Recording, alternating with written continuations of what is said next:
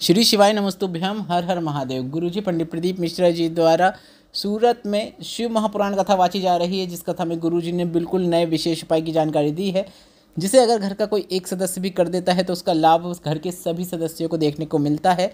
वह उपाय की जानकारी हम आपको इस वीडियो के माध्यम से समझाने का प्रयास करेंगे। इसके साथ ही गुरुजी पंडित प्रदीप मिश्रा जी का बताया एक ऐसा उपाय जिसे रविवार के दिन किया जाता है, जो कि त्वचा संबंधित समस्याओं से संबंधित है। त्वचा संबंधित किसी भी प्रकार की परेशानी होने पर, कोई भी रोग होने पर आपको यह उपाय करना है। पर सबसे पहले आपको इस बात का ध्यान रखना है, डॉक्टर को तो दिखाना है। डॉक्टर जो कहे वह सभी करना है। सारा ट्रीटमेंट, सारा इलाज आपको डॉक्टर का करना है। पर साथ ही साथ शिव पर विश्वास रखते हुए यह सरल और आसान उपाय भी करना है। यह उपाय आप प्रत्येक रविवार को कर सकते हैं, त्वचा संबंधित समस्याओं के लिए कर सकते हैं। तो बढ़ते हैं सबसे पहले आज की शिव पुराण कथा जो कि सूरत में चल रही है, उसमें गुरुजी का बताया बिल्कुल नए उपाय की ओर।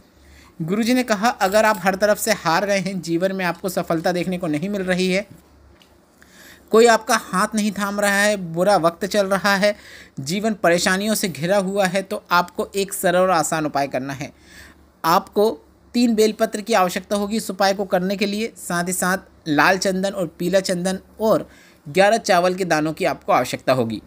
चावल के दाने पूर्ण होना चाहिए, इस बात का आपको विशेष ध्यान देना है। मतलब चावल के दाने टूटे फूटे नहीं होना चाहिए। इस उपाय को करते समय आपको श्री शिवाय नमस्तुभ्यम, नमः शिवाय या फिर ओम नमः शिवाय मंत्र का उच्चारण अवश्य करना है।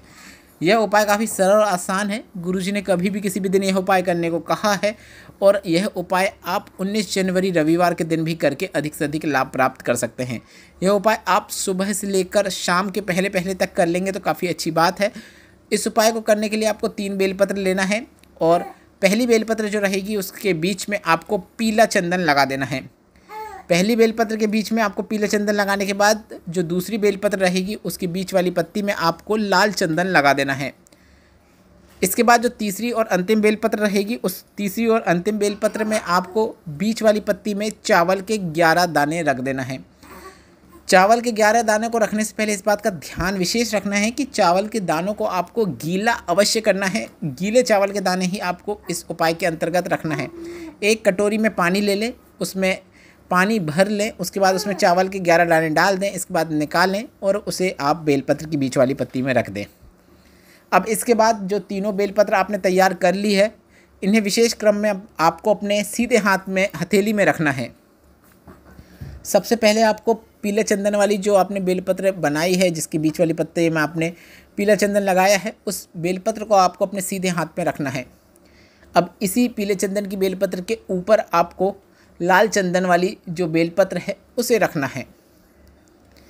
इसके बाद जो चावल के 11 दाने जिसमें आपने रखे हैं, वह बेलपत्र को सबसे ऊपर रखना है।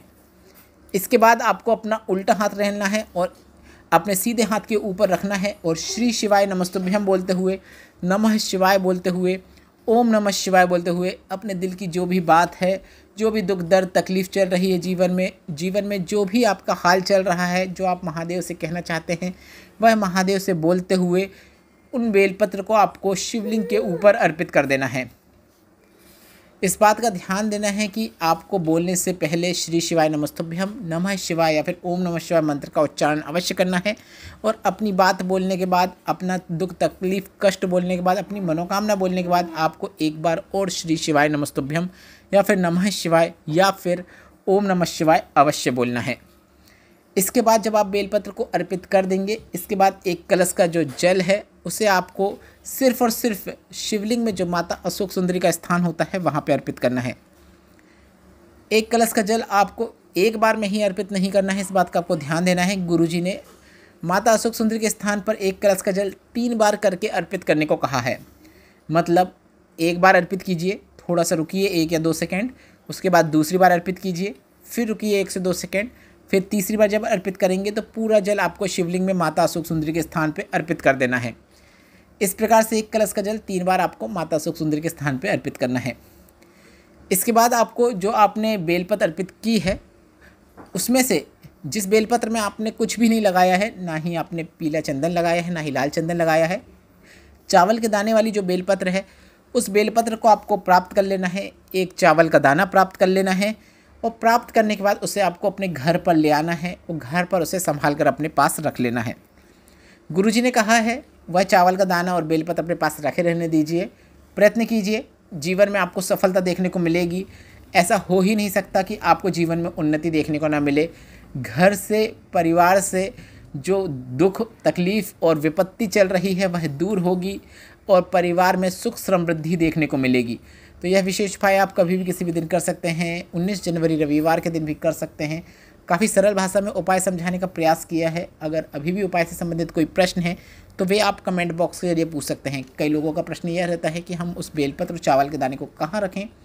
तो आप बेलपत्र और चावल के दाने को भगवान की किसी भी पुस्तिका, चालीसा में रख सकते हैं, या फिर आपके पास कोई डिब्बी है उसमें आप चावल का दाना रखना चाहें तो चावल का दाना उसमें रख सकते हैं।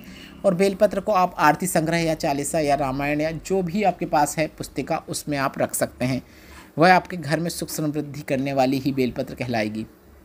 अब बढ़ते हैं उस उपाय की ओर जो कि गुरुजी पंडित प्रदीप मिश्रा जी का बताया त्वचा रोगों से संबंधित एक विशेष उपाय है। आपको डॉक्टर का इलाज लेना है पर साथ ही साथ शिव पर विश्वास रखते हुए यह विशेष उपाय भी करना है। इस उपाय को करते समय आपको शूल टंकेश्वर महादेव का नाम स्मरण करना है। इस बात का आपको ध्यान देना है। और यह उपाय 2 दिन चलता है, मतलब रविवार और सोमवार, इन 2 दिनों में आपको यह उपाय करना होता है। रविवार और सोमवार का यह उपाय है जिसकी शुरुआत रविवार के दिन से होगी, मतलब 19 जनवरी से होगी। आपको सुबह उठकर नहा धोकर सूर्य भगवान को अर्घ्य देना है। सूर्य भगवान को अर्घ्य देते समय आपको इस बात का विशेष ध्यान देना है कि जल कलश जो होता है वह आपके सर के नीचे नहीं होना चाहिए, वह सर के ऊपर होना चाहिए। इस प्रकार से आपको सूर्य भगवान को अर्घ्य देना है। और अर्घ्य देते समय आपको बन सके तो जल की धार से सूर्य भगवान के दर्शन करना है। और इसके साथ ही आपको सूर्य भगवान का कोई भी मंत्र जो आपको पता है वह बोल सकते हैं, जैसे ओम सूर्याय नमः, ओम सूर्याय नमः। इस प्रकार से आपको सूर्य भगवान को अर्घ्य देना है। इसके बाद जिस जल कलश से आपने सूर्य भगवान को अर्घ्य दिया है उस कलश को आपको संभाल कर रख लेना है, उसे धोना नहीं है।